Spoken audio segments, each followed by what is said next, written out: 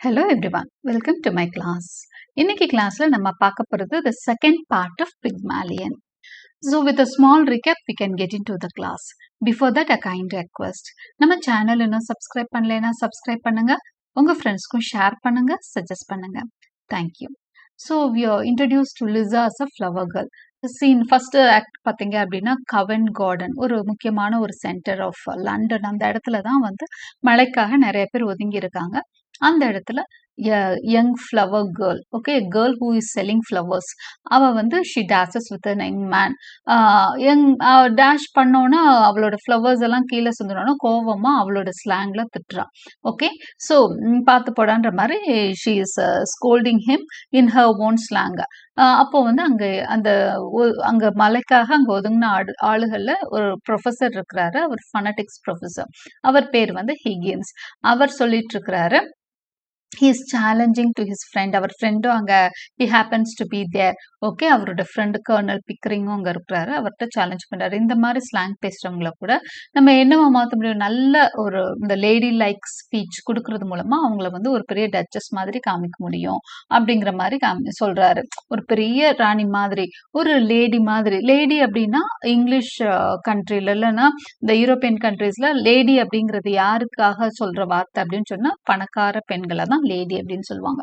So lady மாதிரி அவளை வந்து நான் காமிக்க வைக்க முடியும் by simply changing her modulations and tone அப்படின்ற மாதிரி அவர் சொல்றாரு. உடனே கர்னல் வந்து அது எப்படி முடியுன்ற மாதிரி கேட்கிறப்போ அவர் முடியுன்ற மாதிரி சொல்றாரு. This is overheard by Lisa. Lisa வந்து இதை ஓவர் ஹியர் பண்றாங்க.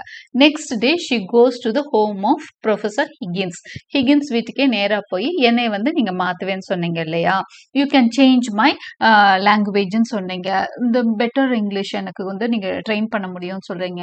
இன் that case please train me, I shall pay you அப்படின்ற மாதிரி சொல்லி அவங்க கேட்குறாங்க.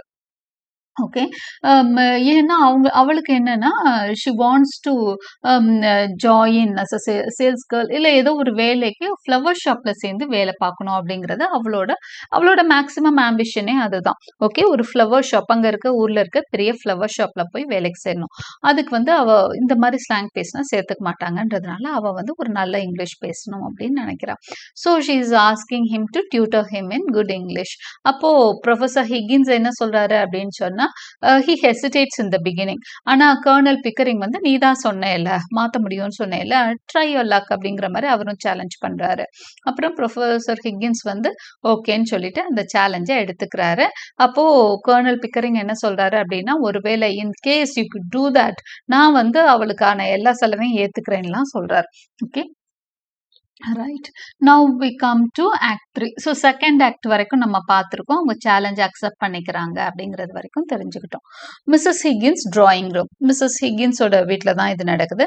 Higgins burst in and tells his mother he has picked up a common flower girl whom he has been teaching. Okay, Higgins என்ன பண்றாருன்னா அவங்க வீட்டுக்கு வராரு. வந்து அவங்க அம்மாட்ட ஆக்சுவலா இந்த ட்ரைனிங் எல்லாம் எங்க நடக்குதுன்னா அவரோட லெபார்டரியில. He's away from home while he's training that flower girl. அவளுக்கு சொல்லி கொடுக்கறது எல்லாமே வந்து அவங்க அம்மாவுக்கு ஆரம்பத்துல தெரியும். But he takes away from his home. Okay, அவளை வந்து வீட்டை விட்டு தனியா ஒரு லேப்ல வச்சுதான் அவளுக்கான எல்லா ட்ரைனிங்கும் கொடுத்துட்டு இருக்கிறாரு. அங்கதான் அவ ப்ரொஃபஸர் ஹிகின்ஸ், கர்னல் பிக்கரிங் எல்லாமே அங்கதான் இருக்கிறாங்க, ஸ்டே பண்ணியிருக்காங்க. ஸோ நவ் ஹிகின் வந்து கொஞ்ச நாளுக்கு அப்புறம் அவர் வீட்டுக்கு வந்து சொல்றாரு, ஒரு அந்த காமன் கேர்ளை வந்து நான் கூப்பிட்டு வந்திருக்கேன்ற மாதிரி சொல்றாரு. Mrs Higgins is unimpressed with her son's attempts to win her approval because it is at her home day and she is entertaining visitors. Okay, so அவர் என்ன சொல்றாரு, நான் அவளுக்கு டீச் எல்லாம் பண்ணியிருக்கேன், அவளை வந்து டெஸ்டிங்காக நான் கூப்பிட்டு வந்திருக்கேன், நீங்க ட்ரை பண்ணுங்க, அவளை வந்து டெஸ்ட் பண்ணி பாருங்கன்னு சொன்னப்போ அவங்க அம்மாவுக்கு வந்து பொதுவாகவே ஹிகின்ஸ் மேல நிறைய வருத்தங்கள் உண்டு. என்ன வருத்தம் அப்படின்னு சொல்லி பார்த்தீங்கன்னா, இவரோட in his ways of behaving. என்ன பிஹேவிங் அப்படின்னு சொன்னா, அவர் எல்லாத்தையும் ஃப்ராங்கா சொல்றேன்னு யாரையுமே முகதாட்சன் பார்க்காம ரொம்ப பேசிடுவாரு. முகத்துக்கு நேரா எல்லாத்தையும் சல்லுன்னு பேசுற ஒரு குவாலிட்டி தான் மிஸ்டர் ஹிகின்ஸ்க்கு இருக்கு. அதனால அவங்க அம்மாவுக்கு மகன் மேல நிறையவே வருத்தம். அதுவும் இல்லாம ஒரு கெஸ்ட்டை நான் இன்னைக்கு என்டர்டெயின் பண்ண கூப்பிட்டுருக்கேன், அவங்களுக்கு ஃபுட்டு ப்ரொவைட் பண்றதுக்கு எதுக்காகவும் நான் ஒரு கெஸ்ட்டை கூப்பிட்டுருக்கேன், இன்னைக்கு வீட்டுக்கு கெஸ்ட் வராங்க, இன்னைக்கு எதுக்கு நீ வந்தா எல்லாமே ஸ்பாயில் ஆயிரும் அப்படிங்கிற மாதிரி அவங்க மதர் வந்து நினைக்கிறாங்க. விசிட்டர்ஸ் யார் அவங்க வீட்டுக்கு வரப்போகிற விசிட்டர்ஸ்னா த எய்ன்ஸ்ஃபோர்ட் ஹில்ஸ். நம்ம ஃபர்ஸ்ட் ஆக்டில் பார்த்துருப்போம் இல்லையா, அந்த ஃப்ளவர் கேர்ள் கூட அந்த எய்ன்ஸ்ஃபோர்ட் ஹில்ஸோட சன் மேலே தான் மோதிருப்பா. ஃப்ரெடி எய்ன்ஸ்ஃபோர்ட் ஹில்ஸ் மேலே தான் மோதிருப்பா அவன். ஓகே, டேஷ் பண்ணியிருப்பான். ஸோ அவங்க தான் வரப்போகிறாங்க, அம்மா வரப்போகிறாங்க, அந்த மிஸ்ஸஸ் எய்ன்ஸ்ஃபோர்ட் ஹில்ஸ் வரப்போகிறாங்க, daughter Clara Eynsford Hills, son Freddy Eynsford Hills, இவங்க 3 பேரும் தான் வர்றாங்க. ஓகே, ஸோ அதனால அவங்க அம்மாவுக்கு வந்து சுத்தமா இஷ்டம் இல்லை பையன் அந்த நேரம் வந்து கலாட்டா பண்ணிட்டு இருக்கிறது. as she expected, Higgins is rude to them. Higgins வந்து கொஞ்சம் அவன் நினைச்ச மாதிரி, ஆனா அவளால் அவாய்ட் பண்ணவும் முடியல பையனை.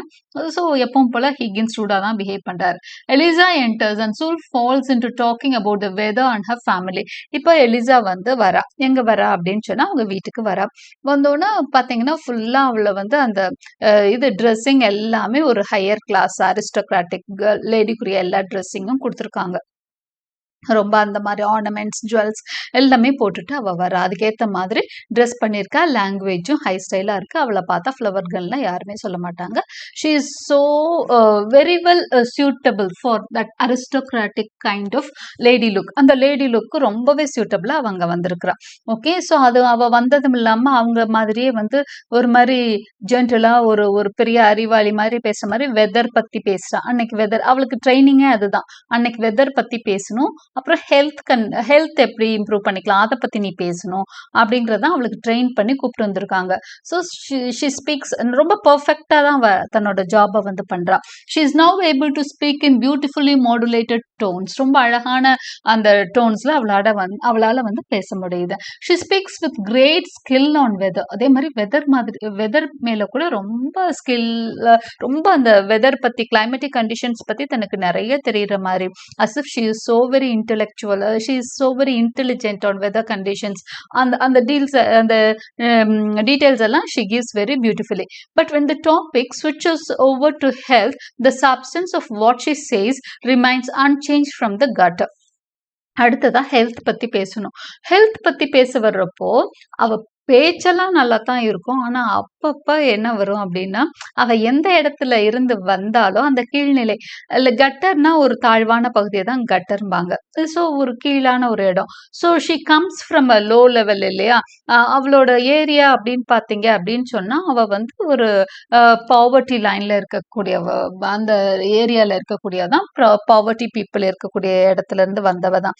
ஸோ ஷீ ஸ்பீக்ஸ் எப்படி அந்த மக்கள் பேசுவாங்களோ அது மாதிரி இந்த வெதர் பத்தி பேசுறப்போ லாங்குவேஜ் நல்லா இருக்கும். பட் என்ன ஆகும் அப்படின்னா ஒரு சில விஷயங்கள் வந்து வார்த்தைகள் அப்படியே ஊடுருவிரும், அவளோட ஸ்லாங் வந்துடும். Higgins passes off her remark as the new small talk and Freddie is enraptured by Eliza. Higgins என்ன சொல்வார் அப்படின்னு சொன்னா, இதை மேனேஜ் பண்றதுக்காக இவ வந்து ஒரு சில வார்த்தைகள்லாம் விட்டோன்னே இவங்கெல்லாம் கொஞ்சம் ஷாக் ஆகுறாங்க. என்ன இதெல்லாம் வித்தியாசமான, ஏன்னா அவங்களுக்கு அந்த வார்த்தைகள்லாம் தெரியுமானே தெரியல. அதனால அவங்களுக்கு வந்து வித்தியாசமா அவளை பாக்குறாங்க. இது இந்த மாதிரி வார்த்தைகள்லாம் பார்த்தோன்னே ஹிகின்ஸ் வந்து அதை சமாளிக்கிறதுக்காக அவ அந்த பக்கம் போக சொல்லிட்டு அவர் என்ன சொல்றாரு அப்படின்னு சொன்னா, இதெல்லாம் வந்து லேட்டஸ்டான ஒரு இந்த நியூ ஸ்மால் டாக் தான் இன்னைக்கு ஃபேஷன் அப்படிங்கிற மாதிரி அவர் அப்படியே மேக்கப் பண்றாரு அந்த சிச்சுவேஷனை. So Freddy is enraptured by Eliza. இல்ல ஃப்ரெடி பாத்தீங்கன்னா எலிசா மேல அப்படியே பயங்கரமா காதல் வயப்பட்டு இருக்கிறான் Freddy. Okay, After Eliza and Ainsford Hills leave, Henry asks for his mother's opinion. இப்போ எலிசாவையும் ஐன்ஸ்ஃபோர்ட் ஹில்ஸ் எல்லாம் அனுப்பிச்சு வச்சாச்சு. இப்போ அம்மா கிட்ட அவர் பையன் போய் கேட்கிறாரு, how have I done my job? நான் எப்படி வேலை பார்த்துருக்கேன் பாருங்க, அந்த பொண்ணு எவ்வளோ பர்ஃபெக்டா பண்ணனா, அவளோட ஜாப் ரொம்ப அழகா, otherwise she was very beautiful in her role. அந்த ரோலை வந்து ரொம்ப சிறப்பாகவே ரொம்ப பியூட்டிஃபுல்லாக அவள் பண்ணிட்டா.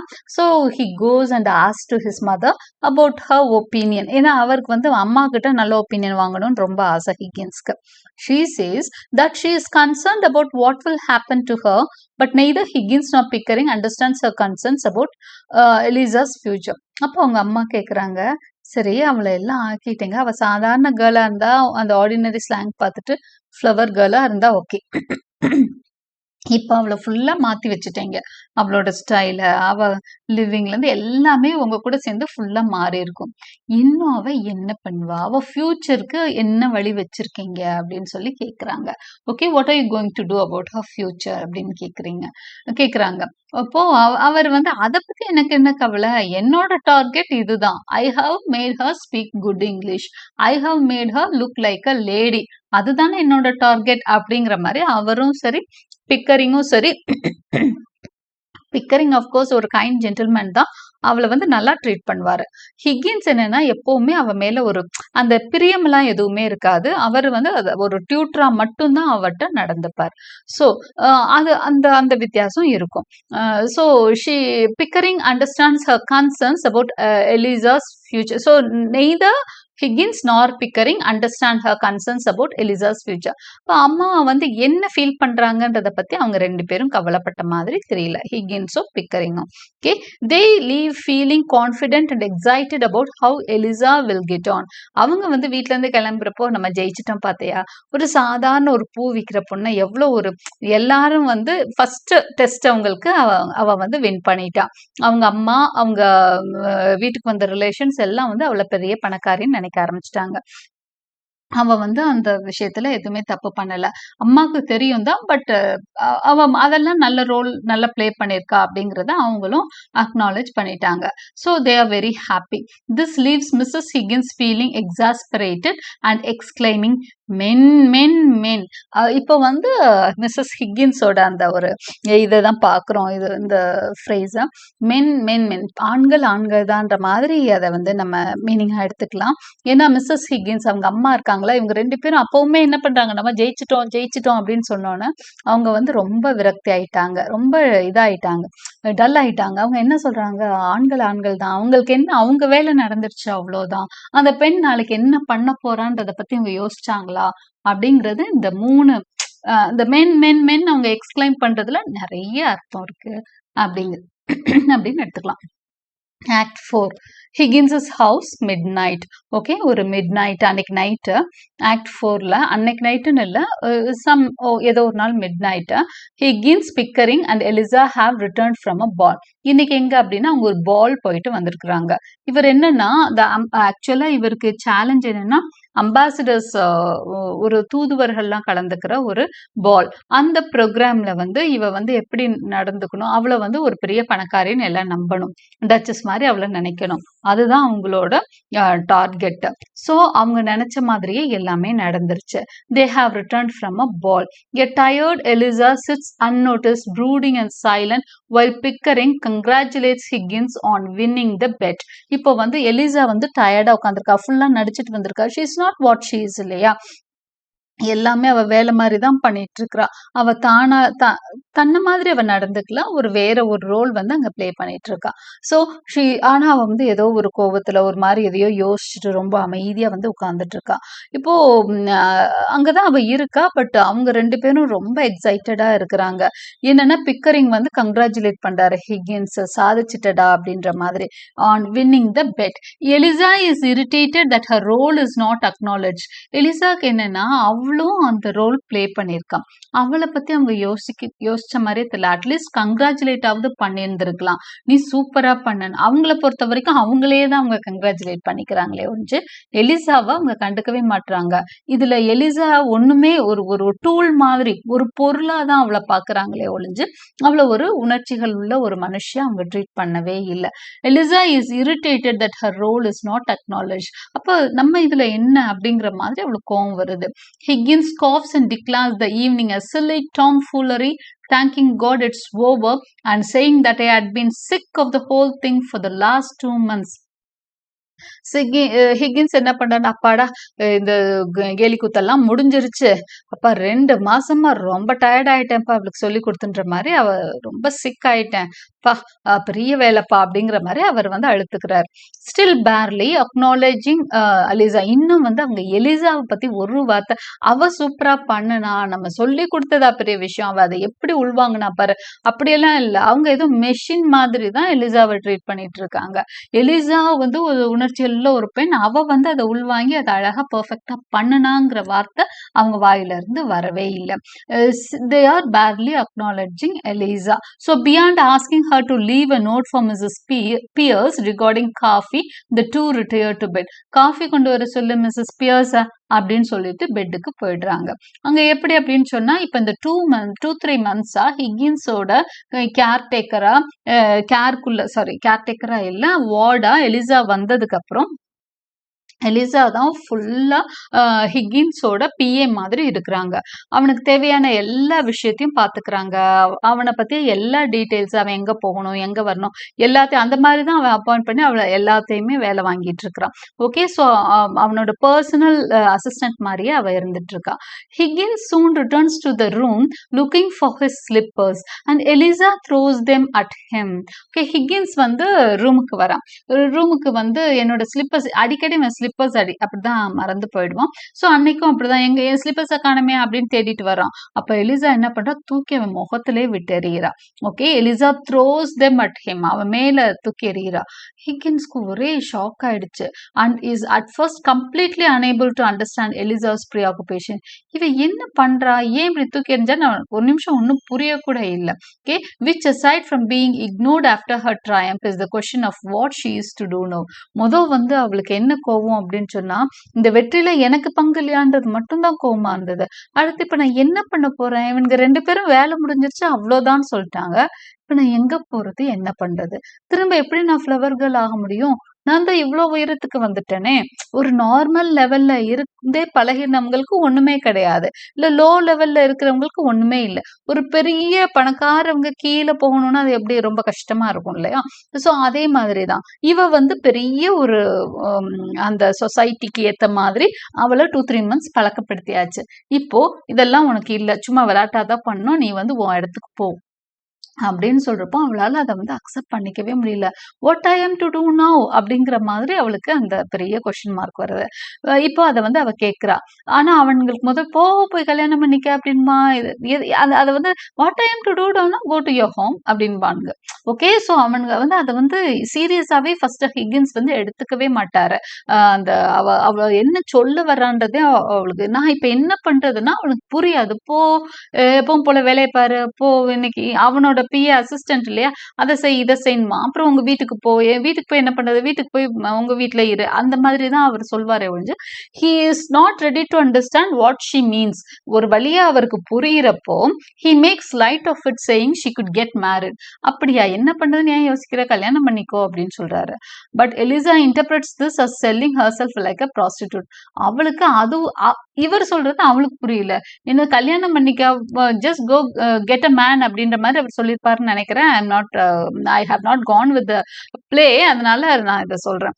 அதை வந்து அவ எப்படி இன்டர்பிரேட் பண்ணிக்கிறேன்னா, ஓ நம்ம ப்ராஸ்டிடியூட் மாதிரி வேலை பார்க்க சொல்றாரு போலன்னா அவளுக்கு கோபம் வந்துடுது. உடனே அவ வந்து கத்துறா, நாங்க வந்து ரொம்ப இதாதான் வாழ்ந்துட்டு இருந்தோம். we were above that at the corner of Tottenham Court Road. நாங்க நல்லா தான் வாழ்ந்துட்டு இருந்தாங்க, அவங்கள விட ப்ராஸ்டிடியூட் அளவுக்கெல்லாம் நாங்க மோசம் இல்லை, நாங்க நல்லா தான் இருந்தோம், இப்ப என்ன அந்த இடத்துக்கு போக சொல்றான்ற மாதிரி அவ கோச்சுக்கிறான். ஓகே, ஸோ 2 பேரும் என்ன சொல்ல வர்றாங்கன்னு ஒருத்தருக்கு புரியாம அவங்க சண்டை போட்டுட்டு இருக்கிறாங்க. ஸோ அது மட்டும் இல்லை, எலிசாவோட ஃபேமிலியில எப்படின்னா அவங்க அப்பா வந்து அவங்க அம்மாவை கல்யாணம் பண்ணிக்கவே இல்லை. ஸோ எலிசா இப்போ வந்து மிஸ்டர் டூலிட்டில் வந்து he is living with some other woman, அவங்க அம்மா இல்லை, he is living with some other woman. இன்னும் அந்த பொண்ணையும் அந்த லேடியையும் அவர் கல்யாணம் பண்ணிக்கலாம். ஸோ கல்யாணங்கிறதே அவங்க இதுல வந்து அவங்க லைஃப்ல வந்து கொஞ்சம் பெரிய விஷயமா தான் பார்க்கப்படுது. அது அதிகமா அரிதா பார்க்கப்படுற விஷயம் மாதிரி கூட பார்க்கலாம். ரொம்ப கம்பேனியன்ஸோட தான் அவங்க இருந்துட்டு இருக்காங்க. Finally she returns a jewellery to Higgins. அப்புறம் ஒரு வழியா அவளுக்கு புரிஞ்சிருச்சு, இவன் போன்னு விரட்டிக்கிட்டு தான் இருக்கான், நம்மள இங்கேருந்து போக சொல்றான். அவளுக்கு ஓரளவுக்கு அந்த இதெல்லாம் வந்துருச்சு.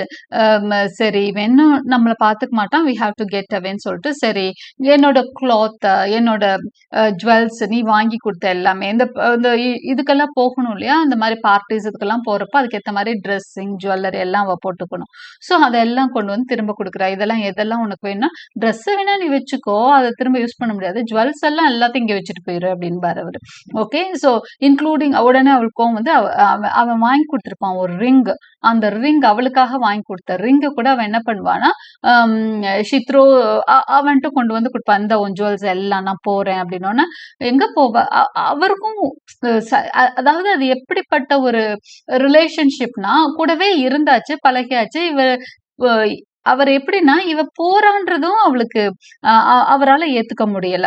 ஓகே, ஹிக்கின்ஸால ஏத்துக்க முடியல. அவ போகக்கூடாது, பட் அவளை வச்சுக்கவும் பிரியமில்ல. ஒரு விதமான ஒரு காம்ப்ளிகேட்டடான ஒரு ரிலேஷன்ஷிப் தான். ஏன்னா அவரால இறங்க முடியல. அந்த இத்தனை நாள் அவ கூடவே இருந்ததுல அவ மேல ஒரு பாண்டிங் வந்திருக்கு. ஒரு இமோஷன், ஒரு ஃபீலிங் எல்லாமே இருக்கு. ஆனா அத ஒத்துக்க கூடிய இடத்துல அவரு இல்ல. ஒத்துக்கிட்டா தான் இறங்கி வந்துட்ட மாதிரி அவர் நினைப்பாரு. சோ அந்த பிரியத்துல தான் ரிங்கோ ஏதோ பிரசன்ட் பண்ணியிருக்காரு. சோ அத கூட ஏத்துக்கிற மனநிலையில அவர் இல்ல. அப்போ அவ என்ன பண்றா, she is giving back that ring to. உடனே அவர் என்ன பண்ணா, ரிங்க கொடுத்தோன்னா கோவமா அதையும் தூக்கி எறிகிறாரு. எதுல அப்படின்னு சொன்னா ஃபயர் பிளேஸ்ல எறிகிறாரு. ஓகே, ஒவ்வொரு இங்கிலீஷ் மென்னோட வீட்லயும் ஃபயர் பிளேஸ் இருக்கும். அந்த கிளைமேட்டை வார்மா வச்சுக்கிறதுக்காக அவங்க வந்து இந்த சிம்னி மாதிரி வச்சிருப்பாங்க. ஸோ அந்த ஃபயர் பிளேஸும் சிம்னியும் வச்சிருப்பாங்க. ஸோ அந்த இடத்துல அவர் தூக்கி எறிகிறாரு. அதுக்கப்புறம் அவர் அங்கிட்டு போனோன்னா அந்த ரிங்கை தேடிட்டு இருப்பா.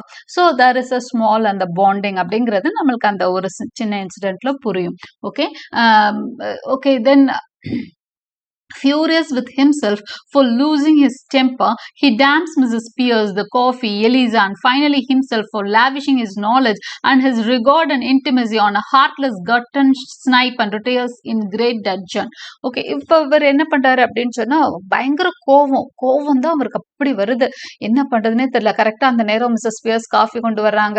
காஃபியும் வேணாம் ஒன்றும் வேணான்னு அவரே அனுப்பி காஃபியை தூக்கி போட்டுட்டு எலிசாவையும் நீ போ அப்படின்னு சொல்லி கோவத்தை மட்டும்தான் அவரால் வந்து நல்லா வெளிப்படுத்த முடியுது. மற்ற எந்த இமோஷனையும் ப்ராப்பரா வெளிப்படுத்த மாட்டேங்கிறாரு. இன்னும் சொல்ல போனா நிறைய மென் நம்ம சொசைட்டிலயும் அப்படிதான் பாக்குறோம். அதிகமா வந்து அந்த தன்னை நம்பி இருக்க பெண்கிட்ட அதிகமா அவங்க வெளிப்படுத்துற இமோஷன்னா கோவம் தான் பாக்குறோம். அதனால லைஃப்ல அவங்க நிறைய இழக்கிறதுக்கான வாய்ப்புகளும் இருக்கு. அதே தான் இங்க ஹிக்கின்ஸ்க்கும் நடக்குது. ஸோ ஹி இஸ் லூசிங் அந்த எல்லாத்தையும் தூக்கி போட்டுட்டு கடைசியா தன்னைத்தானே வேற கோச்சுக்கிறாரு. சே, நான் என்னோட அறிவையும் என்னோட அந்த நல்ல ஒரு இன்டிமசி, நல்ல பீரியட், நல்ல டைம், நான் எனக்காக ஒதுக்க வேண்டிய டைம் எல்லாம் இந்த மாதிரி ஒரு சாதாரண ஆளுக்காக நான் ஒதுக்கிட்டேனே அப்படின்ற மாதிரி அவர் தன்னை கோச்சுக்கிறாரு. அப்ப கூட அந்த மாதிரி தான் கோச்சுக்கிறார். Okay, so Eliza roots around இந்த fireplace and retrieves the ring. அவ வந்து என்ன பண்ணுவா, அங்க தேடி பிடிச்சு அந்த ரிங்கை எடுத்துக்குவா. Okay, so we come to know that there is a small sentiment with the ring. Okay, so Act 5, Mrs. Higgins's drawing room. இப்போ வந்து மிஸ்ஸஸ் ஹிக்கின்ஸோட வீட்டுக்கு இப்போ கோவமா அவர் திட்டிட்டு போயிட்டாரு. எலிசாவும் கிளம்பி அந்த ரிங் எடுத்துட்டு போயாச்சு. இப்போ நெக்ஸ்ட் மார்னிங் பாத்தீங்கன்னா எலிசா அவங்க லேப்ல இல்ல. இவங்களுக்கு என்ன பண்றதுன்னே தெரியல. The next morning Higgins and Pickering, perturbed by discovering that Eliza has gone away, calls on Mrs. Higgins to phone the police. அவங்க வர்றாங்க. இங்க இல்லையே, எங்க போயிருப்பா, ஒருவேளை நம்ம அம்மாட்ட போயிருப்பாளோன்னு ஹிக்கின்ஸ் வீட்டுக்கு, மிஸ்ஸஸ் ஹிக்கின்ஸ் வீட்டுக்கு வராங்க. வந்து அவ வந்தாலான்னா இல்ல அப்படின்னு அவங்களும் சொல்றாங்க. அப்ப போலீஸ்க்கு கால் பண்ணணும். அவ எங்க போனானே தெரியலன்னு பயங்கர பதட்டப்படுறாரு Higgins. Higgins is particularly distracted since Eliza has assumed the responsibility of maintaining his diary and keeping track of his possessions, which causes Mrs. Higgins to decry their calling the police as though Eliza were a lost umbrella. Okay, இப்போ Higgins என்ன சொல்றாருன்னா, ஏன் இவ்வளோ நான் கஷ்டப்படுற தெரியுமா, ஏன்னா அவன் அந்த 2 months ஃபுல்லா அவ தான் எல்லாமே மெயின்டைன் பண்ணிட்டு இருக்கா. என்னோட டைரி ஃபுல்லா ஷீ இஸ் மெயின்டைனிங். என்னோட ப்ரோக்ராம்ஸ் என்ன, அதுக்காக தான் அவளை தேடுற மாதிரி அவர் காமிச்சுப்பார். Okay, and keeping track of his positions, என்னோட பொசிஷன்ஸ் எல்லாம், என்னோட ப்ராப்பர்ட்டிஸ், என்ன சம்மந்தப்பட்ட எல்லா விஷயமும் அவளுக்கு தான் தெரியும். இப்போ அவ திடீர்னு ஆளை காணோம் அப்படின்னு பயங்கரமா கோச்சுக்கிறார். இப்போ கால் த போலீஸ் டென்ஷனா வேற இருக்காரு. ஹிக்கின்ஸ் சொல்றாங்க, நீ அவளுக்காக வருத்தப்படுற மாதிரி தெரியல, ஒரு அம்ப்ரெல்லா தொலைஞ்ச மாதிரி இல்ல, நீ வந்து இது பண்ற ஏதோ ஒரு பொருள் மாதிரி தானே நினைக்கிற அப்படின்ற மாதிரி சொல்லிட்டு இருக்கிறாரு. இந்த டைம்ல டூலிட்டில் ஹஸ் கம் ஓவர் தேர். எலிசாவோட அப்பா அங்க கரெக்டா வந்துடுறாரு. அந்த நேரம் பார்த்து அவருக்கு தெரியாது விஷயம்லாம், but has come over there. அந்த ஒரு 5 பவுண்ட்ஸ் கொடுத்து ஆரம்பத்துல அனுப்பி வச்சிருப்பாரு. யார இவள வந்து தன்னோட கஸ்டடியில எடுக்கிறப்போ டூலிட்டில் வந்து எனக்கு காம்பன்சேஷன் கொடுன்றப்போ மிஸ்டர் டூலிட்டிலுக்கு வந்து ஹிகின்ஸ் வந்து 5 பவுண்ட்ஸ் கொடுத்து அனுப்பிச்சு வச்சிருப்பாரு. So he comes over now. Doolittle has come over to their home. His status has completely changed. He is now a middle class man with his preachings on morality. அவரு கம்ப்ளீட்டா வேற ஆளா இருக்காரு Doolittle. பாத்தீங்கன்னா நல்ல அட்டையர் போட்டுட்டு நல்ல wedding costume மாதிரி ஒன்று போட்டுக்கிட்டு வந்திருக்கிறாரு. இப்போ இவரோட ஸ்டேட்டஸ் என்னன்னா மிடில் கிளாஸ் மேன் மாதிரி இருக்காரு. ஃபர்ஸ்ட் வந்தப்பெல்லாம் ரொம்ப அந்த கீழ்த்தரமான ஒரு பேச்சு பேசிக்கிட்டு ஆளை பார்க்கவும் ட்ரெஸ்ஸிங் எதுவுமே அவருக்கு நல்லாவே இருந்திருக்காரு ஃபர்ஸ்ட் மீட் பண்றப்போ. ஆனா ஹிகின்ஸ்க்கு அவரை ரொம்ப பிடிச்சிருக்கும். ஏன்னா அந்த அந்த எஜுகேஷன் இல்லை, அவனுக்கு தெரிஞ்ச மொராலிட்டி இதுதான் மொராலிட்டி அப்படின்னு அவன் பேசுவான். அதனால அவர் ரொம்ப ஓப்பனா இருக்கான்னு சொல்லிட்டு லோ கிளாஸ் மொராலிட்டி நல்லா தானே இருக்குன்ற மாதிரி அவர் ரசிச்சிருந்திருப்பாரு. அது மட்டும் இல்லாம ஹிகின்ஸ் என்ன பண்ணிருப்பாரு அப்படின்னா இந்த ஆளை பத்தி ஒரு ரிச் அமெரிக்கன்ட்ட பேசியிருப்பாரு.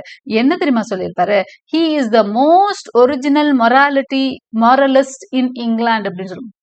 அவன் தான் ஒரிஜினல் மாரலிஸ்ட் அப்படின்னு ஒரு கமெண்ட் அடிச்சிருப்பாரு இவனை இன்ட்ரடியூஸ் பண்ணி வச்சு. ஓகே, ஸோ அவர் வந்து அது சர்காஸ்டிக்கா சொன்ன மாதிரி தான் தெரியுது நம்மளுக்கு.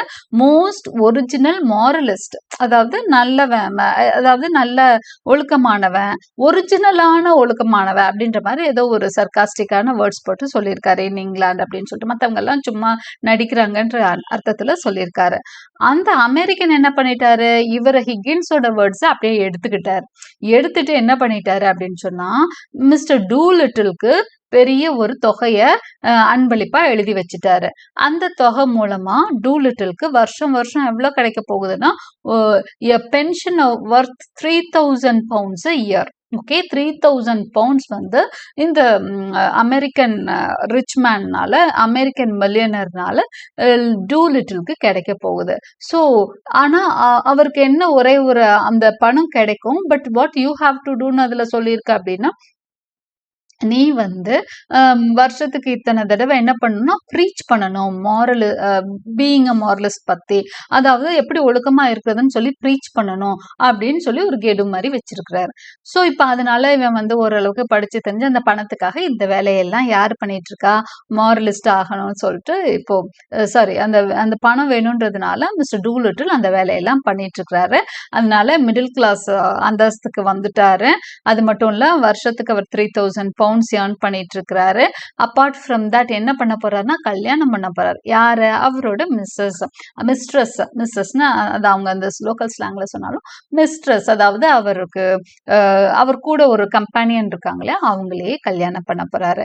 அதற்கு இன்வைட் பண்ணத்தான் இங்க வந்திருக்காரு. உன்னாலதான் அந்த வாழ்க்கை கிடைச்சதுன்னு திட்டவும் செய்யறாரு, வாழ்த்திட்டும் போறாரு. ஓகே, அவருக்கு என்ன திட்டம், நான் எவ்வளவு ஃப்ரீயா இருந்தேன் தெரியுமா, இப்ப என்ன எப்படி மாட்டி விட்டு தெரியுமான்ற மாதிரி வர்றாரு. டூலிட்டில் ஹாஸ், இப்போ நான் அந்த பேராகிராஃப் ரீட் பண்றேன், உங்களுக்கு புரியும். Doolittle has come over there. His status has completely changed. He is now a middle class man with his preachings on morality. Morality பத்தி அவர் preach பண்ணிட்டு இருக்காரு. He emerges dressed in splendid wedding attire. ரொம்ப அழகான wedding attire போட்டுட்டு வந்திருக்கிறார். Higgins after their previous encounter had been so taken with Doolittle's unorthodox ethics, வித்தியாசமான ethics அவன் வந்து ஃபாலோ பண்ணிட்டு இருப்பான். ஸோ அதை வந்து ஆர்த்தடாக்ஸா இருக்காது, பாரம்பரியமா இருக்காது, கொஞ்சம் பாரம்பரியம் இல்லாம தான் இருக்கும். ஆனா அவருக்கு ரொம்ப பிடிச்சிருக்கும். That he has recommended him as the most original moralist in England to a rich American. அதனாலதான் அவரை வந்து ரொம்ப ஒரிஜினல் மாரலிஸ்ட் அப்படின்னு ஒரு ரிச் அமெரிக்கன்ட்ட அறிமுகப்படுத்தி வச்சிருப்பான். A founder of moral reform societies. அந்த அமெரிக்கன் யாருன்னா அவர் தான் ஃபவுண்டர். எதுக்குன்னா moral reform societies ஃபவுண்டரா அவர் இருந்திருக்காரு. அவர் என்ன பண்ணிட்டாரு, the American had subsequently left Doolittle a pension worth 3000 pounds a year. அப்போ அவர் வந்து அவனுக்கு ஒரு அமௌண்ட் போட்டு அதுல வந்து 3000 pounds every year அவருக்கு வர்ற மாதிரி செஞ்சிருக்காரு. As a consequence of which Doolittle feels intimidated into joining the middle class and marrying his missus. இதனால அதனால ஒரு கம்பல்ஷன் டூ லிட்டிலுக்கு என்ன அப்படின்னு சொன்னா மிடில் கிளாஸா மாறிட்டாரு, அவரோட மிஸ்ட்ரஸ கல்யாணம் பண்ண. ஏன்னா அவர் மாரலிஸ்டா இருந்துட்டு என்ன பண்ண முடியாது, ஒரு கம்பெனியனோட வாழ முடியாது. அதனால அவர் கல்யாணம் பண்ண ரெடி ஆயிட்டு இருக்காரு. ஸோ அவங்க எப்ப வேணாலும் கல்யாணம் பண்ணலாம். அங்க எல்லாம் ஒரு பெரிய ஸ்ட்ரிஞ்சன்ட் ரூல்ஸ் நம்ம கண்ட்ரி மாதிரி எல்லாம் இல்லைன்றதுனால அதுக்கு அவர் ரெடி ஆயிட்டு இருக்காரு. Mrs Higgins observes that this at least settles the problem of who shall provide for Eliza, to which Higgins objects. To which Higgins objects. After all, he paid Doolittle £5 for her. Okay, இப்போ வந்து ஹிக்கின்ஸ்க்கு வந்து ஒரு பிரச்சனை தீர்ந்த மாதிரி இருக்குது. என்ன பிரச்சனை அப்படின்னு சொன்னா, யாரு வந்து எலிசாக்கு ப்ரொவைட் பண்றது அப்படின்னு, எலிசாவோட இத இன்னும் யாரு பாத்துக்கிறது, அவளோட செலவுகள்னு கவலைப்பட்டுட்டு இருந்தாங்க இல்லையா. இப்போ வந்து அவங்க அப்பா தான் வசதி ஆயிட்டாரே அப்படின்றத வந்து கொஞ்சம் ப்ராப்ளம் தீர்ந்த மாதிரி அவருக்கு இருக்குது. இதை வந்து மிஸ்ஸஸ் ஹிக்கின்ஸ் வந்து கவனிக்கிறாங்க. அட்லீஸ்ட் இந்த ப்ராப்ளம் சால்வ் ஆச்சே அப்படின்னு சொல்லிட்டு. ஓகே, ஆனா Mrs. Higgins informs her son that Eliza is upstairs and explains the circumstances of her arrival, alluding to how marginalized and overlooked Eliza had felt the previous night. இப்பதான் வந்து mister ஹிக்கின்ஸ்ட Mrs Higgins சொல்றாங்க, இந்த பாருப்பா ஒரு விஷயம் என்னன்னா, Elisha இங்கதான் வந்திருக்கா, ஷீ இஸ் ஸ்டேயிங். இப்ப திரும்பவும் அந்த பழைய பிரச்சனை வந்துருது, எங்க போனா எலிசா அப்படின்னு சொல்லிட்டு மிஸ்டர் டூலிட்டில் போனோன்னு. So they are worrying of Eliza. Eliza is in the upstairs. என்ன அவட்ட நீ வந்து கோவப்படக்கூடாது, அவ வந்து ரொம்ப ஃபீல் பண்ணிட்டு இருக்கா, டிப்ரெஸ்டா இருக்கா, தன்னை மார்ஜினலைஸ்டா ஃபீல் பண்றா, தன்னை ஒதுக்கி வைக்கிறதா நினைக்கிறா, அதனால ரொம்ப ஃபீல் பண்ணிட்டு she has come over here அப்படின்னு. Higgins is unable to appreciate this and sulks when told that he must behave if Eliza is to join them. இப்போ அவங்க அம்மா என்ன சொல்றாங்க, இப்போ நீ வந்து எலிசா கூட வரணும் அப்படின்னா அதுக்கேற்ற மாதிரி நீ அவட்ட ப்ராப்பரா பிஹேவ் பண்ணணும் அப்படின்னு சொல்றாரு. அவருக்கு அப்படியே அந்த வார்த்தைகளே பிடிக்கல. ஓகே, அவருக்கு இரிட்டேட்டிங்கா இருக்கு. Doolittle is asked to wait outside. Doolittle வெளியே வெயிட் பண்ண சொல்றாங்க. எலிசா வரப்போ டூலிட்டில் வந்து வெளியே வெயிட் பண்றாரு. Eliza enters at ease and self possessed. ஆனா அவங்க அம்மா சொன்ன மாதிரி இல்ல. இப்போ எலிசா வரப்போ ரொம்ப கூலா வர மாதிரி இருக்கு, அவளுக்கு ஏதோ ஒரு தெளிவு பிறந்த மாதிரி இருக்கு. Higgins blusters but Eliza is unshaken and speaks exclusively to Pickering. Higgins வந்து அப்படியே அவளை பார்த்து அப்படியே கோபத்துல, அவங்க அம்மா அவ்வளோ சொல்லியும் அவரோட பிஹேவியர் அவரால் மாத்திக்க முடியல. ரூடா தான், இங்கதான் வந்தியா நீன்ற மாதிரி அவர் கோபமா ஆரம்பிக்கிறாரு. But Eliza is unshaken. Eliza வந்து அதை பத்தி அவர் மைண்டே பண்ணிக்க மாட்டா, அப்படியே இக்னோர் பண்றா. அண்ட் ஸ்பீக்ஸ் எக்ஸ்க்ளூசிவ்லி டு பிக்கரிங்கிட்ட மட்டும் பேச அவன் அப்படியே அவாய்ட் பண்றான். Throwing Higgins previous insults back at him. Oh, I am only a squash cabbage leaf. Eliza remarks that it was only by Pickering's example that she learned to be a lady, which renders Higgins speechless. Okay, அப்புறம் என்ன சொல்றா அப்படின்னு சொன்னா, நீ எதுக்கு இவ்வளோ என்ன வந்து பண்றேன்னா உனக்கு என்ன சாதனை. அவன் வந்து ஆல்ரெடி சொல்லியிருப்பான் இந்த மாதிரி ஒரு, நீ எனக்கெல்லாம் ஒரு சாதாரண ஆளுன்ற மாதிரி, தூக்கி போட்ட கருவேப்பிலை மாதிரி தான் அவர் வந்து சொல்லியிருப்பாரு. You are only a squashed cabbage leaf அப்படின்னு சொல்லிட்டு, சாப்பாட்டுல இருந்து தூக்கி போடுற ஒதுக்கி வைக்கிற கருவேப்பிலை மாதிரி யூஸ் பண்ணிட்டு தூக்கி போடுற கருவேப்பிலை மாதிரி தான் அவர் வந்து அந்த மாதிரி ஒரு ஃப்ரேஸ் யூஸ் பண்ணி சொல்லியிருக்கிறார். அப்பதான் அவ சொல்றா, நீ எதுக்கு என்ன நினைச்சு கவலைப்படுற, நான் உன்னை பொறுத்த வரைக்கும் ஒரு ஸ்குவாஷ்டு கேபேஜ் லீஃப் தானே அப்படிங்கிற மாதிரி அவன் சொன்ன விஷயத்தையே வந்து திரும்ப சொல்றான். இப்போ அது மட்டும் சொல்லிட்டு அப்புறம் பிக்கரிங் பார்த்துட்டு அவ என்ன சொல்வா, இவனை வெறுப்பேத்துற மாதிரியே தான் சொல்றான். பிக்கரிங்ஸ் எக்ஸாம்பிள், நான் வந்து ஒரு லேடியா மாறினது காரணம் நீங்க தான், வெறும் டீச்சிங் எல்லாம் கிடையாது, நீங்க தான் எனக்கு நிறைய நல்ல விஷயங்கள், உங்க எக்ஸாம்பிள்ஸ் நீங்க கைண்டா இருந்து சொல்லி தந்தீங்க அப்படின்லாம் சொல்றப்போ ஹிக்கின்ஸ்க்கு என்ன பேசுறதுன்னே தெரியல. Eliza goes on to say that she has completely left behind the flower girl she was.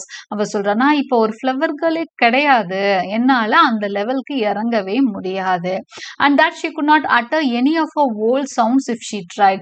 இந்த பழைய மாதிரி என்னால பேசவே முடியாது, நான் நினைச்சா கூட எனக்கு அந்த வார்த்தைகள், அந்த மோசமான வார்த்தைகள்லாம் என் வாயில வராதுன்னு சொல்றா.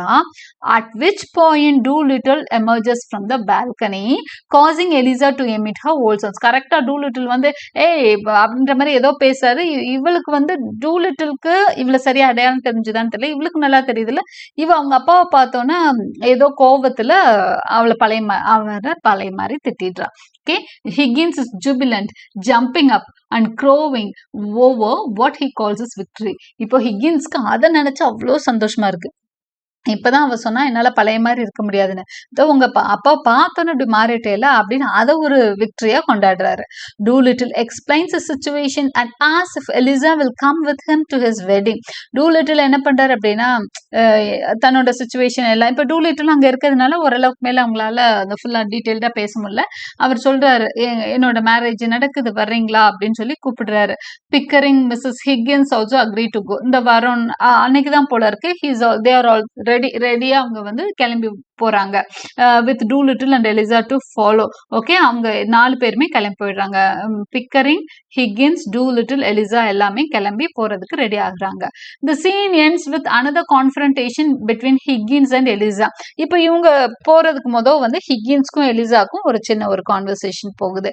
Higgins asks if Eliza is satisfied with the revenge she has brought thus far and if she will now come back, but she refuses. இப்போ அவர் என்ன கேட்கிறாரு, எலிசாட்ட என்ன சொல்றாரு அப்படின்னு சொன்னா, இங்க பாரு என் மேல பழி தீர்த்துட்டியா, இங்க வந்து இருந்து என்னை டென்ஷன் ஆக்கி உன்னோட பழியெல்லாம் தீர்த்துக்கிட்டியா, கோவத்தெல்லாம் தீர்த்துக்கிட்டியா, ஓகே வா போகலாம் அப்படின்னு சொல்லி கூப்பிடுறாரு. Again he wants her back to him. வந்து திரும்ப அந்த இப்போ அவளை வந்து ப்ரப்போஸ் பண்ணியோ அந்த மாதிரி எல்லாம் ஒன்றும் அவரை கூப்பிடல. நீ வந்து just you be there as my assistant அந்த மாதிரி தான் அவர் கூப்பிடுறாரு. Higgins defends himself from Eliza's earlier accusation by arguing that he treats everyone the same, so she should not feel singled out. Excuse me. Sorry for the interruption. Okay, so Higgins as if Eliza is satisfied. அப்போ இந்த revenge உனக்கு okay தானே வந்துரு அப்படின்ற மாதிரி Higgins வந்து சொல்றாரு. Higgins defends himself from Eliza's early accusation by arguing that he treats every one the same, so she should not feel singled out. அவர் மேற்கொண்டு என்ன சொல்றாருன்னா, இங்க பார் நான் உன்னை மட்டும் கோவிக்கிறது இல்லை, என்னோட அப்ரோச்சே அதுதான், எல்லாத்தையும் நான் கோவமா தான் பேசுறேன், நீ எதுக்கு ஒன்னை மட்டும் கோவிக்கிறேன்னு நினைக்கிற, why are you thinking singled out அப்படின்னு கேட்கிறாரு. சிங்கிள்னா தனிப்பட்ட உன்னை மட்டும் நான் அப்படி சொல்லலாம் கிடையாது. I am treating every one the same, எல்லாத்தையும் நான் இப்படிதான் பேசுறேன், பத்தி எங்க அம்மாட்ட கூட நான் அப்படிதான் பேசுறேன். would you think like this? நான் என்னோட ஹேபிட்டே இதுதான் அப்படின்லாம் வந்து அவர்கிட்ட வந்து விளக்கம் கொடுத்துட்டு இருக்காரு. Eliza replies that she just wants a little kindness. Sorry sir, நீங்க உங்க இஷ்டத்துக்கெல்லாம் என்கிட்ட பேச முடியாது, எனக்கு கொஞ்சம் அன்பா பேசினா தான் முடியும். I could only tolerate a little kindness. ஃபுல்லா உன் கோவமெல்லாம் வெளிக்காட்டுறதுக்கு நான் என்ன அப்படிங்கிற மாதிரி அழகா கேட்குறாங்க. And that since he will never stoop to show her this, she will not come back. கண்டிப்பா உங்களால அது முடியாதுன்னு எனக்கு தெரியும். உங்களால கைண்டாவோ சாந்தமாவோ பேசவே வராது, பேச முடியாது, அதை நீங்களே ஒத்துக்கிட்டீங்க. So you will never stoop, இங்க இறங்கியும் வரமாட்டீங்க. அதனால நான் உங்ககிட்ட வேலைக்கும் வரல, வேற எதுக்காகவும் வரல. But will Mary Freddy. நான் ஃப்ரெட்டி எனக்கு ப்ரப்போஸ் பண்ணியிருக்கான், அவனை கல்யாணம் பண்ணிக்கிறேன் அப்படின்னு சொல்லிட்டாங்க. ஓகே, ஸோ இதை கேட்டுட்டு ஹிகின்ஸ்க்கு பயங்கர ஷாக்கு. ஓகே, அவரால் அதை தாங்கிக்கவே முடியல. ஆனால் அப்பவும் அவர் வந்து தன்னோட லவ்வோ இமோஷன்ஸோ வெளிப்படுத்தவும் தயாரில்லை. Higgins scolds her for such low ambitions. இந்த ஃப்ரெட்டிய கல்யாணம் பண்றியா, நீ என்ன மாதிரி உன்னைய வளர்த்து விட்டுருக்கேன், அவனை போயா அப்படின்ற மாதிரி அவன் ஒரு பயந்தவளி, அவனால எதுவுமே பண்ண முடியாதுன்ற மாதிரி அவருக்கு அவ்வளோ கோவம். He has made her a consort for a king அப்படிங்கிறாரு. ஓகே, உன்னை வந்து ஒரு கிங்குக்கு ஜோடி மாதிரி நான் ஆக்கி வச்சிருக்கேன், நீ அவனை போய் கல்யாணம் பண்ணிக்கிற அப்படிங்கிற. When she threatens to teach phonetics and offer herself as an assistant to Higgins's academic rival Nepomuk, Higgins again loses his temper and vows to wring her neck if she does so. Okay, இப்போ என்ன பண்றா தெரியுமா அவ, அடுத்து ஓவரா பேசிட்டே இருந்தீங்கன்னு பாத்துக்கோங்க. உங்க அகாடமிக் ரைவல் இருக்காருல்ல நியோபோமக், அவரும் ஒரு ஃபனட்டிஷியன், அவருக்கு போய் நான் ஹெல்ப் பண்ணா போயிருவேன் அப்படின்னு சொல்றேன். ஓகே, இவளுக்கு அந்த ஃபனட்டிக்ஸ் நல்லா இப்போ ட்ரெயின் ஆயிருக்கா. So she can go and train some people under Nepommuck. அவர்கிட்ட போனேன்னா அவர் ஸ்டூடெண்ட்ஸ்க்கு ட்ரைனிங்ல நானும் ஹெல்ப் பண்ணலாம்ல அப்படிங்கிற மாதிரி அவ சொல்றான். சொன்னா ஹிகின்ஸ்க்கு சரியான கோவம். So he loses his temper and vows to wring her neck if she does so. அந்த மாதிரி மட்டும் ஏதாவது செஞ்ச உன் கழுத்தை திருவி போட்டுருவேன் அப்படின்னு சொல்லி சொல்றாரு. Eliza realizes that this last threat strikes Higgins at the very core and that it gives her power over him. எலிசாக்கு அவ்வளோ சந்தோஷமா இருக்கு அவன் கோவத்தை பார்த்து. அவன் என்ன சொல்றானா, இந்த கடைசியா நம்ம யூஸ் பண்ண வெப்பன் வந்து ஹிக்கின்ஸ் அந்த அந்த ஆள் மனசை போய் தாக்கிடுச்சு. Higgins at the very core. Okay, அவனால அப்படியே தாங்கவே முடியாத அளவுக்கு அவன் வந்து அந்த கோவத்தை வெளிப்படுத்திட்டான். And that it gives her power over him. இதுதான் என்னோட பவர், நான் ஜெயிச்சிட்டேன், என்னோட விக்டரி இது அப்படின்னு அவன் நினைக்கிறான். Higgins for his part is delighted to see a spark of fight in Eliza. என்னதான் கோவமா கத்துனாலும் ஹிகின்ஸ்க்கு ஒரு பக்கம் சந்தோஷமா இருக்கு. இவ என்னையே மிரட்டுற அளவுக்கு வளர்ந்துட்டாளே அப்படிங்கிற மாதிரி அவருக்கு எப்பவுமே அந்த ஒரு டீச்சர்ஸ்க்கு எல்லாம் வரக்கூடிய ஒரு சந்தோஷம் தான். ஒரு ஸ்டூடெண்ட் வந்து தனக்கு மேல வளர்றப்போ எப்பவுமே டீச்சர்ஸ்க்கு ஒரு பெருமையும் சந்தோஷமும் தான் வரும். அது இந்த ப்ரொஃபஷன்ல இருக்கக்கூடிய ஒரு பெரிய ஒரு வரம் நினைக்கிறேன். So Higgins for his part is delighted to see a spark of fight in Eliza. Eliza கிட்ட அந்த ஸ்பார்க் இருக்கிறத பார்த்து அவருக்கு ரொம்ப சந்தோஷம். rather than her erstwhile fretting and worrying. இதுக்கு முதல்ல எதுக்கு எடுத்தாலும் புலம்பிட்டு கவலைப்பட்டுட்டு இருப்பா. அதெல்லாம் தாண்டி எதிர்த்து பேசுறா, தைரியமா பேசுறான்னா அந்த அளவுக்கு அவளுக்கான கான்ஃபிடன்ஸ் இவரோட டீச்சிங் கொடுத்துருக்கு. அந்த சந்தோஷம் அவருக்கு இருக்கு. he remarks, I like you like this அப்படின்னு சொல்லி, உனக்கு என்ன இப்படி பாக்குறது பிடிச்சிருக்கா, அது எனக்கு பிடிச்சிருக்குன்னு சொல்றாரு. And calls her a pillar of strength. இப்ப நீ வந்து ஒரு ஸ்ட்ரென்த் பில்லர் மாதிரி இருக்கிற, தூண் மாதிரி இருக்க. Mrs Higgins returns and she and Eliza depart for the wedding. Mrs Higgins வந்து அவளை கூப்பிட்டு போயிடுறாங்க. As they leave, Higgins incorrigibly gives Eliza a list of errands to run. போறப்போ எலிசா நீ வர்றப்ப இந்த வேலையெல்லாம் முடிச்சுட்டு வந்து, அப்பவும் அவர் வந்து அவ போறா அப்படிங்கிற ஃபீலே இல்ல அதை ஒத்துக்க மறக்கிறாருன்னு நினைக்கிறேன். ஸோ இதெல்லாம் நீ செஞ்சு முடிச்சிடணும் நீ வர்றப்பன்ற மாதிரி ஒரு லிஸ்ட் கொடுக்குறாரு. Okay, as if their recent conversation has not taken place. அந்த இப்போ பேசுனது எதுவுமே நடக்காத மாதிரி அவர் பழைய மாதிரியே பேசிட்டு இருக்காரு. Eliza disdainfully tells him to do the errands himself. இதெல்லாம் நீங்களே பார்த்துக்கோங்க அப்படின்னு அவ ஒரு கேலியா சொல்லிட்டு போறான்.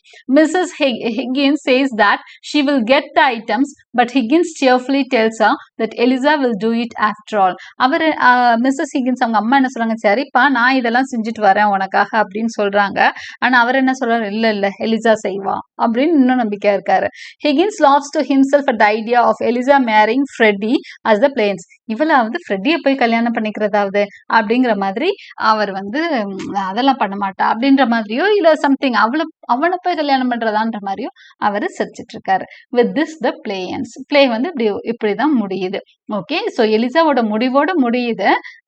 மேரேஜ் ஆகி அந்த மாதிரி எல்லாம் காமிக்காம அந்த play comes to an end here.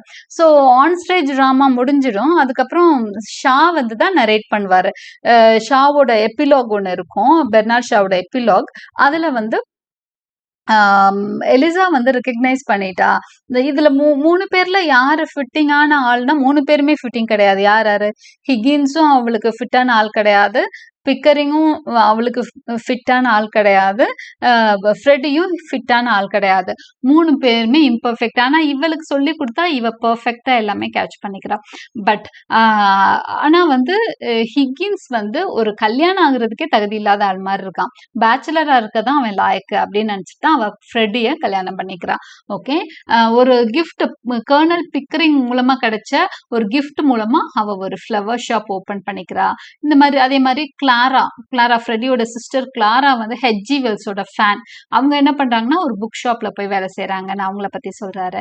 அதுக்கப்புறம் Freddy is not very practical and he and Eliza must take classes and book keeping to make their business. அவன் வந்து ஏதோ ஒரு பிசினஸ் ஆரம்பிச்சிருக்கான்.